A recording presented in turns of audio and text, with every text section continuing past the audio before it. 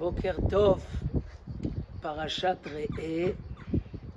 Donc on s'approche au Chodesh Elul et la Torah commence par nous dire Re'eh anochi noten lifnechem hayom bracha uklala. Regarde, quand on dit regarde, ça veut dire tu peux réaliser de la vie et de ce que tu vois tous les jours. Anochi noten lifnechem hayom bracha uklala. Je vous donne la bracha et la klala. Et bracha asher tishmeun el mitzvot Hashem Elokechem. La bracha, si vous écoutez aux mitzvot d'Akadosh Baruch Hu. Ve'akelala et la klala imlo tishmeun el mitzvot Hashem. Si vous n'écouterez pas aux mitzvot Hashem.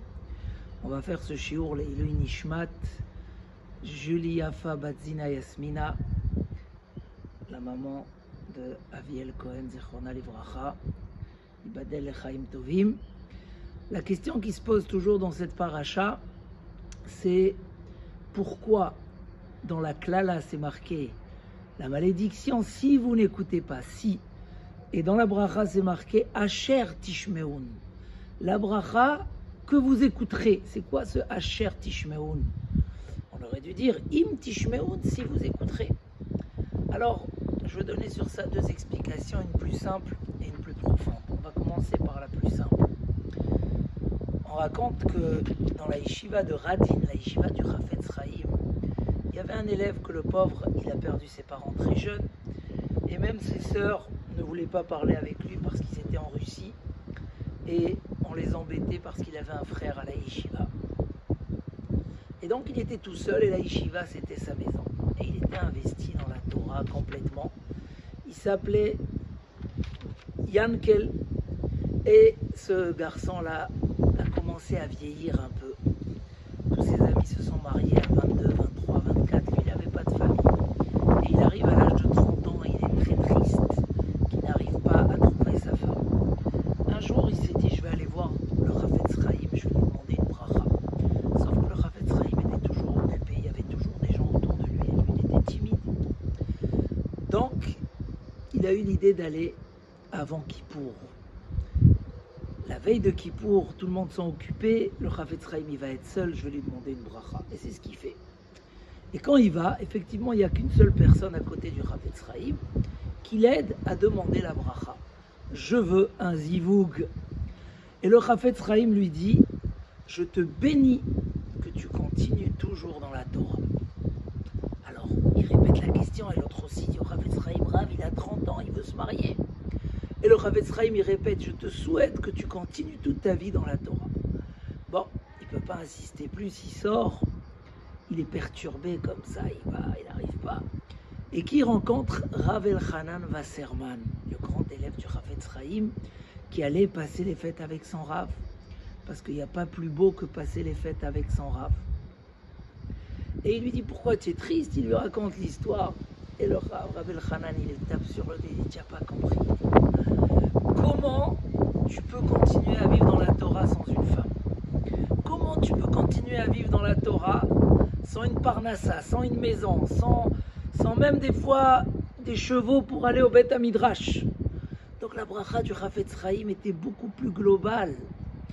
Que tu continues toute ta vie dans la Torah, ça veut dire que tu aies tous les outils, tous les ustensiles, tous les moyens les plus importants que l'homme a besoin pour continuer dans la Torah.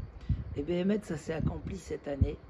Et Baruch Hashem, il a eu une femme, et il a eu une parnassa, et il a continué toute sa vie dans la Torah. Il a compris que le Chafetz Chaim ne s'est pas contenté d'une petite bracha, mais qu'il lui a donné une grande bracha. Explique le Panim Yafot, que c'est un peu ça l'explication de Et bracha asher tishmeun. Chas v'shalom, les malédictions ne sont pas naturelles.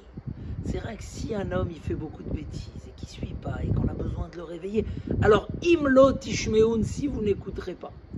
Mais la bracha, elle est naturelle. Pourquoi? Parce qu'on nous explique le Rambam dans une Chod Tshuva que tout ce qu'Akadosh Baruch Hu il donne et il promet pour celui qui va faire les mitzvot, la richesse, le bonheur, la santé, qu'on va gagner les guerres, le shalom, etc., c'est pas une récompense sur les mitzvot.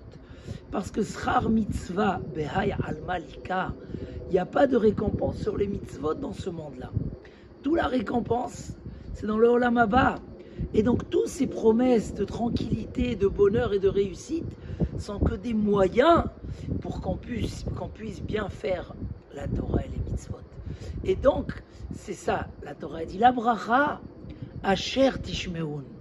La bracha, c'est quand tu écoutes naturellement, pour que tu puisses continuer à bien faire les mitzvot. Et combien qu'un homme élargit le cercle des mitzvot qu'il fait, alors il aura plus de bracha. Et cette bracha est naturelle. Mais de là, on arrive à un grand yesod, dans tout ce que la Mishnah nous dit, Vechol ma'asecha yu leshem shamayim. Tout ce que tu fais, soit pour Akadosh Baruch Hu. Si un homme est très matériel, et on lui dit, fais tout ce que tu fais les Shem Shamaim, achète une belle voiture pour amener tes enfants à l'école, gagne beaucoup d'argent pour faire de la tzedaka, et une belle maison, parce que la Gemara dit qu'une belle maison, ça ouvre l'esprit d'un homme, et tu pourras étudier tranquillement. Combien de travail il faut pour avoir une bonne attention? Mais il y a quelqu'un qui prend les choses à l'envers. Lui, il a compris que dans la vie, le matériel, on n'est rien. On n'est rien. Rien que cette semaine, on a entendu les gens qui partent. Et encore aujourd'hui, un grand tzaddik en Eretz Israël, en quelques secondes, des petits.